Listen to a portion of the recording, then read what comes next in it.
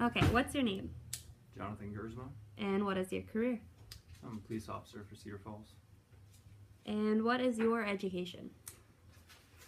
I have a 2-year degree from NIAC and a 4-year degree in criminology from UNI. Okay, and what education is necessary for somebody in your career? It depends on the department. Normally they require a certain amount of hours completed, whether it's a 2-year degree or a 4-year degree. So it's just per department. Hours completed as in credits? Yes. Okay. What led you to this career? I enjoy being outside, enjoy helping other people, trying to make a difference. So I guess that's kind of why I chose this career. Okay, was there any other past job experience that led you to this career? Once I decided to go to UNI, I worked at 2 or 3 different places, at the Juvenile Detention Center and then also at the Cedar Falls Police Department as a community service officer. Okay. Are there any positives of your career? Of course. Obviously when you help somebody, you do sometimes feel like you're making a difference. Saving someone's life with CPR and things along those lines, you get to see a lot of pretty unique things in my line of work, I suppose. Is there anything that sticks out more to you than the others? Obviously certain calls stick out, but responding to someone who basically had a heart attack or something, and we're first on scene, so we do CPR and end up getting a pulse back and pretty much saving their life until paramedics can get there. Those kind of stick with you.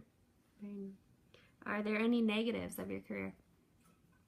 Always negatives. Obviously, you turn on the press, watch the news, you'll see the type of press that cops are getting, along with long hours, not knowing when you're getting called in. Can be kind of hard on personal and family life, but I'll say basically negative press kind of sucks. I'm sure. Are there any skills or qualities that are necessary for your position?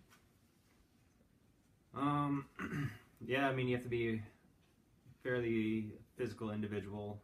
You have to pass like a physical test before you can even become a police officer. You have to have a pretty clean history, can't be arrested for certain things and become an officer. You also have to have, a pretty level head on your shoulders, be able to work well under pressure in high stress situations, things along those lines. Okay. What are your responsibilities? My responsibilities, to say right now, I'm with the Drug Task Force Unit, so my responsibilities are, to investigate all crimes in regards to illegal narcotics, figure out when I have enough to make an arrest of an individual, things along that line, I would say, I suppose. And what sticks out for necessary for an arrest?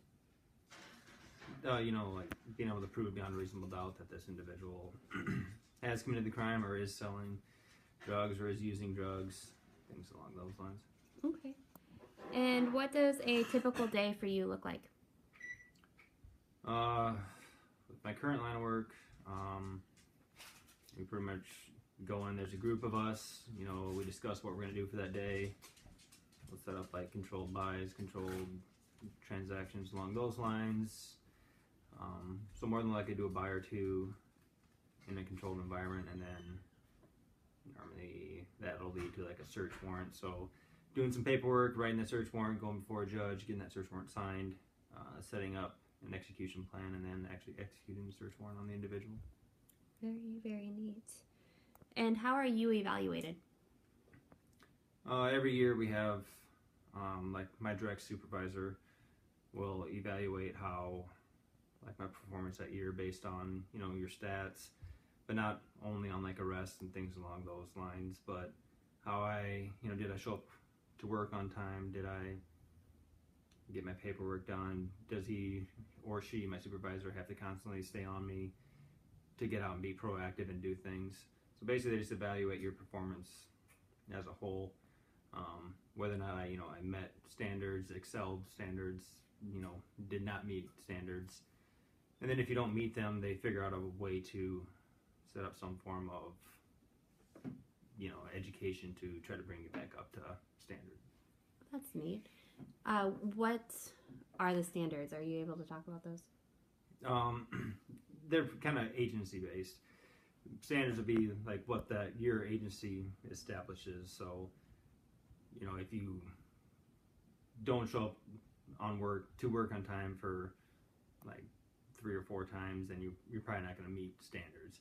It's all department based. So with ours is, I don't know, I can't tell you exactly what the actual ones are, but it's per department, and basically they'll discuss them with you before you kind of get hired, so to speak. Okay. So if there was somebody interested in going into the career that you have now, is there any advice that you would give them? I would say the more education you have, the better. Like if you can get a 4-year degree in something, it's going to help you with getting hired and also with getting promoted, moving up the ranks quicker. Even if your degree is not in criminology, and we have lieutenants who have a degree in photojournalism, basically. But showing that you can attain a 4-year degree kind of helps stick out in, your hierarchies, minds, in my opinion. Also, make sure you're physically active. You're gonna have to pass those tests. So, if you can't even pass them, then you're not even gonna make it to the review board. But stay out of trouble. Don't get tickets. Don't get arrested. If you're going to your interview and you have tinted windows and like a radar detector in your car, all that looks kind of bad for you.